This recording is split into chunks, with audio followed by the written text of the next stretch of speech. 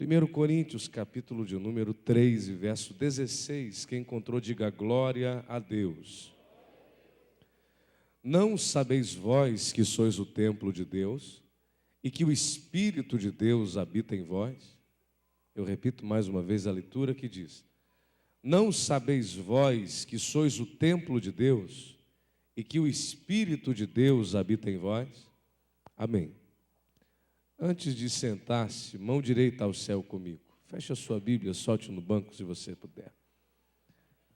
Só quem pode, diga comigo, Senhor Jesus. Mais forte, Senhor Jesus. Neste momento, vamos ouvir tua palavra. Diga comigo, Deus, fale comigo. Diga, fale tudo aquilo que eu preciso ouvir. Não te importes com o que eu gostaria de ouvir, mas fale o que precisamos, em nome de Jesus. Meus irmãos, nós temos em mãos aqui nessa noite um texto da palavra de Deus. Se trata de uma narrativa do Novo Testamento, escrita por um grande servo de Deus, que foi o apóstolo Paulo. Paulo foi um grande pregador, foi um grande mensageiro do Novo Testamento, foi um homem que teve uma grande transformação em sua vida.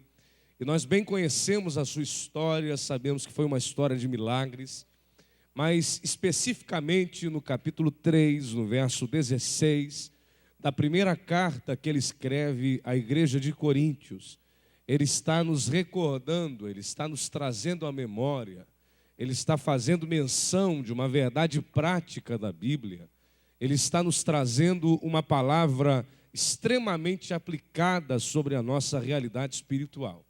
Mas antes de entendermos qual é a mensagem que Deus tem para a nossa vida e de rapidamente fazermos uma exegese desse texto, eu convido você para entender que este texto que nós temos em mãos foi escrito para uma igreja que estava se dividindo. Este livro foi escrito para uma igreja que estava passando por dissensões, por divisões espirituais. Alguns crentes dessa igreja estavam preferindo as pregações de Paulo, outros diziam, eu prefiro as mensagens de Apolo. Aí eles estavam se dividindo por divergências muito banais, por dissensões muito fúteis, que realmente não tinham um propósito verdadeiro.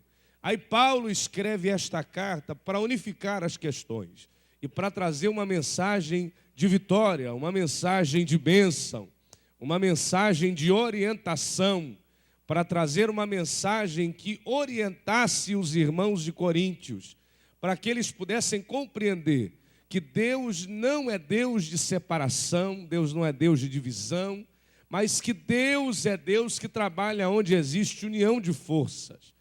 Ele escreve esta carta com o objetivo prioritário de atrair as pessoas a uma vida de unidade espiritual.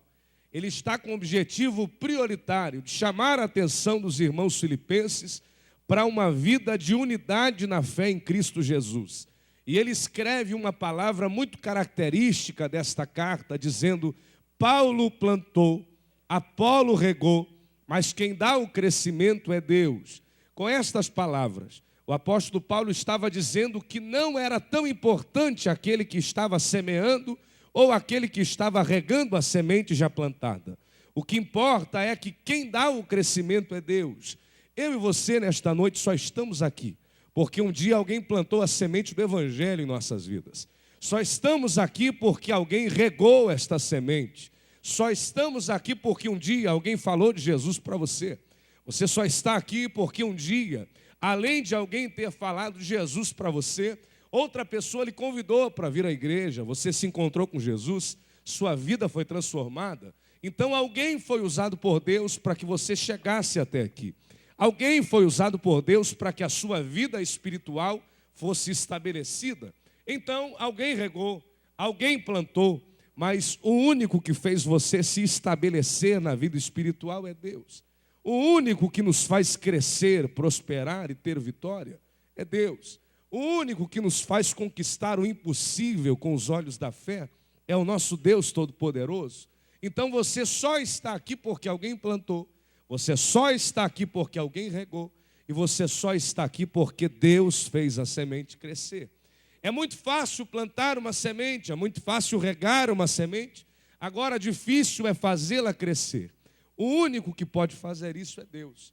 E Deus, nesta noite, quer fazer sementes brotarem, se transformarem em árvores frutíferas neste lugar.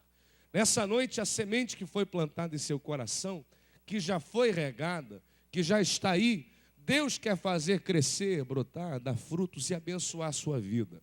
Então, o objetivo de Paulo com essa carta era responder dúvidas, era tirar questões que estavam arrancando a paz da igreja de Coríntios. E ele está declarando que não importa quem planta e não importa quem prega, não importa quem faz, não importa quem rega, ele está declarando que o que importa é que quem dá o crescimento é Deus. Agora, depois de unificar estas questões, depois de trazer respostas para algumas dúvidas, ele lança um novo questionamento. Ele, no capítulo 3, no verso 16, começa o texto com advérbios de negação. Não, sabeis vós, é um pronome, que sois templo de Deus e que o Espírito de Deus habita em vós. É uma pergunta. Eu paro aqui e chamo a sua atenção. Você que tem sua Bíblia aberta, perceba que o substantivo próprio Espírito está escrito com letra maiúscula, porque não se trata de um substantivo comum, não é uma palavra de ordem ou de origem simples, mas é um substantivo próprio, é um nome próprio, se refere a alguém, está denotando uma pessoa, está fazendo menção de uma pessoa em particular, no caso, a terceira pessoa da Trindade Divina. Eu e você, como cristãos que cremos na palavra de Deus como ela é, sabemos que existe o Deus Pai, o Deus Filho e o Deus Espírito Santo, que agem em comunhão e que trabalham em nossas vidas. O ministério do Deus Pai teve a sua origem na criação dos tempos, na origem do universo, quando Deus cria Adão e Eva, quando Deus cria o primeiro casal da humanidade, estabelece o primeiro culto da humanidade. Ali estava se iniciando o ministério do Deus Pai. O ministério do Deus Pai teve o seu fim quando começou o ministério de Jesus Cristo na terra. Foi um ministério muito pequeno na questão de tempo cronológico, mas foi um ministério muito poderoso, porque em aproximadamente 3 anos, Jesus Cristo conseguiu revolucionar a história da humanidade. Então o ministério do Deus Filho começa com o ministério de Jesus na terra e termina com a sua assunção aos céus, quando ele é recebido aos céus. Mas quando Jesus subia, ele declara palavras de ordem, palavras de vitória, de bênção, de consolo, dizendo: vou para o meu Pai e vou preparar-vos lugar. Mas fiquem tranquilos, porque eu não vos deixarei órfãos. Enviarei sobre vós o Consolador. O sentido etimológico da expressão consolar, do verbo consolar, se nós nos dermos ao trabalho de voltarmos aos originais do texto, que no Novo Testamento, escrito em grego, nós vamos descobrir que o termo consolador significa ajudador, ou aquele que estende a mão, aquele que auxilia, aquele que oferece ajuda, aquele que oferece cuidado, aquele que oferece consolo. O que Jesus estava dizendo é que ele estaria indo para o céu, mas não nos deixaria sem consolação. Ele enviaria sobre nós o Espírito Santo de Deus. Ele enviaria sobre nós a terceira pessoa da Trindade. Agora, em Atos dos Apóstolos, no capítulo de número 2, diz a Bíblia: no dia de Pentecostes estavam todos reunidos no mesmo lugar. A expressão que declara que todos estavam reunidos no mesmo lugar nos faz entender que todos estavam com o mesmo propósito, todos estavam reunidos com a mesma finalidade. Eu repito aqui o que já disse a você: Deus não é Deus de divisão, Deus não é Deus de separação de ideias, Deus não é Deus que trabalha onde existe divergência. Deus é um Deus que trabalha com soma e com multiplicação. O projeto de Satanás é semear a discórdia, é semear o engano, porque quando ele engana as pessoas, ele consegue separá-las, ele consegue dividi-las, e é muito mais fácil, é uma estratégia de guerra que ele usa para destruir a vida de muita gente. É muito mais fácil destruir pessoas desunidas do que destruir um grupo de pessoas unidas com o mesmo propósito. E a Bíblia diz que todos estavam reunidos e veio sobre eles o Espírito Santo de Deus. Foram vistas sobre eles línguas repartidas como de fogo e começaram a falar em outras línguas, conforme o Espírito Santo lhes concedia que falassem. Aí então começa o ministério do Espírito Santo de Deus. Repita comigo: Espírito Santo. Neste momento da efusão, neste momento do derramamento da presença do Espírito, começa o ministério do Espírito Santo. Mas eu digo a você que esse ministério ainda não terminou. Só vai terminar quando a igreja de Cristo não estiver mais nesta terra. E eu chamo a sua atenção para a sua importância. Deus se preocupa tanto com você, Deus se importa tanto com a sua vida, que o Espírito Santo dele só está nesta terra por sua causa. Porque quando você não estiver mais aqui, quando o Senhor Jesus vier para nos arrebatar, quem crê em arrebatamento aqui, levante a mão e dá glória. Quando o Espírito Santo de Deus perceber que a igreja foi arrebatada, porque ele será o condutor dos filhos de Deus até a presença de Cristo, quando Jesus nos arrebatar, aí sim termina o ministério do Espírito Santo. O ministério do Espírito Santo ainda está vigente, ainda está operante, ainda está atuante sobre as nossas vidas, e eu e você estamos debaixo da manifestação do ministério do Espírito Santo de Deus.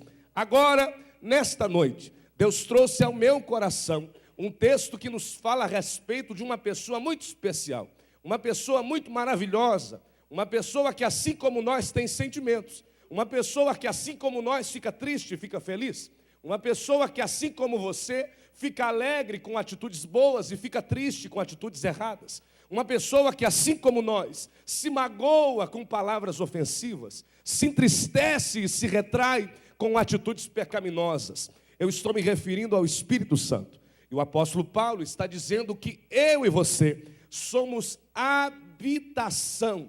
Eu chamo a sua atenção para uma diferença entre dois verbos, o verbo acampar e o verbo habitar. Repita comigo: acampar. Repita comigo: habitar. São dois verbos que na morfologia das palavras têm origens diferentes no original. Se nós nos dermos ao trabalho de voltarmos aos originais dos textos, nós vamos descobrir que acampamento significa moradia provisória. Acampamento se retrata de uma arquitetura efêmera. Para quem estuda arquitetura, para quem estuda urbanismo, você vai descobrir que existiram povos na história da humanidade e que até hoje ainda estão presentes aí, que são conhecidos como nômades, vivem de lugares em lugares, moram em tendas, não têm uma habitação fixa, e as suas residências se retratam de uma arquitetura provisória, efêmera, que pode ser montada ou desmontada. Mas Paulo aqui, em 1 Coríntios, capítulo 3, verso 16, está dizendo que eu e você não somos acampamento do Espírito. Ele está dizendo que o Espírito Santo não nos visita de vez em quando. Ele está dizendo que o Espírito Santo não nos faz uma visita uma vez ou outra, ou não nos vem saudar só nos dias de festa. Mas ele está dizendo que o Espírito Santo mora. O verbo habitar significa estabelecer residência, significa moradia fixa, significa moradia permanente, significa estabelecer moradia permanente. Nesta noite eu venho aqui como profeta de Deus para a sua vida, para dizer a você que aqui está, que o Espírito Santo de Deus não quer passar pelo seu coração, ele não quer acampar no seu coração, ele não quer visitar você, mas ele quer habitar em sua vida, ele quer estar com você 24 horas por dia, o dia todo, a semana toda e o mês todo.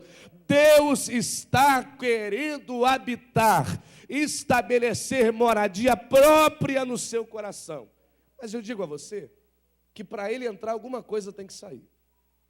Existe uma das leis da física de Newton que diz que dois corpos não ocupam o mesmo lugar no espaço. Você concorda com isso? Concorda ou sem corda? Pois é, para Jesus entrar, alguma coisa tem que sair. Para o Espírito Santo habitar, alguma coisa tem que sair. A Bíblia diz que o valente mais forte manda o outro valente que dominava o seu coração embora. E agora ele domina a sua vida. E agora ele dirige a sua história.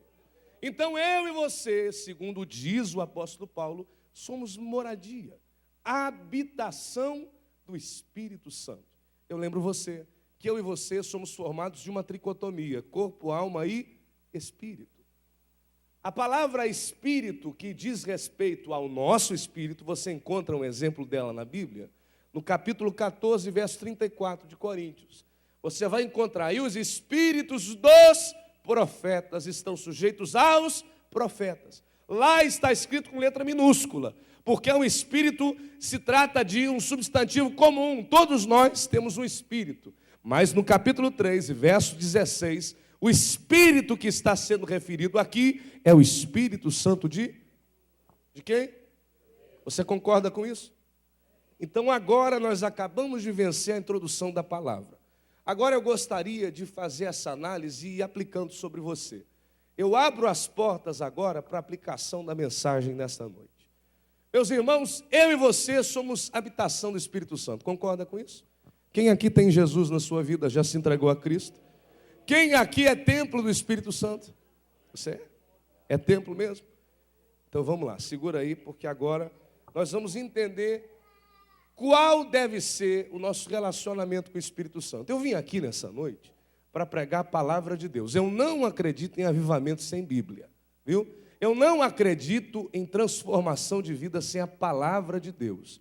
Nesta noite, primeiro Deus vai falar com você pela palavra e depois você vai ser renovado através do Espírito Santo de Deus, mas pela palavra do Senhor Jesus. Amém ou não amém? Concorda com isso? Porque não adianta você vir para cá, eu pregar qualquer coisa para você e prometer bastante coisa que não vai se cumprir, aí você sai daqui para fora feliz, quando chega lá na rua você não entendeu nada do que foi pregado, você não recebeu nada de diferente e a sua vida não mudou. Avivamento é receber vida outra vez. Deus vai trazer vida sobre áreas da sua história que estavam amortecidas. Deus vai avivar seu coração. Quem crê nisso? Eu tenho uma palavra de Deus. Antes de continuar a pregar, eu digo a você que antes de sair do hotel, Deus falou comigo que nesta noite os nossos corações seriam tocados por uma palavra forte de Deus, por uma palavra de orientação, por uma palavra de confrontamento espiritual. Deus me disse que este culto seria um culto de conserto espiritual com muitas vidas. Segure o seu coração, abra aí a sua vida para receber tudo que Deus tem preparado para você. Quantos são casados aqui? Quantos? Meu Deus, isso significa que existem 2 sogras para cada pessoa. Olha aí, olha aí. Um irmão, uma irmã são 2 sogras. Não é? Tem que orar mais por você. Quantos são casados aqui? Levanta a mão, segura aí, deixa eu ver. Olha. Irmão, experimenta você acordar de manhã. Aí você acorda antes que a sua esposa, chega no pé do ouvido dela e com todo amor, carinho, gentileza diz: acorda, mulher! Ela vai acordar desesperada, daquele jeito, com aquele cabelo de sangue de Jesus tem poder, com aquele bafo de misericórdia, né? Aí ela vai olhar para você e diz: o que foi, amor? Amor nada.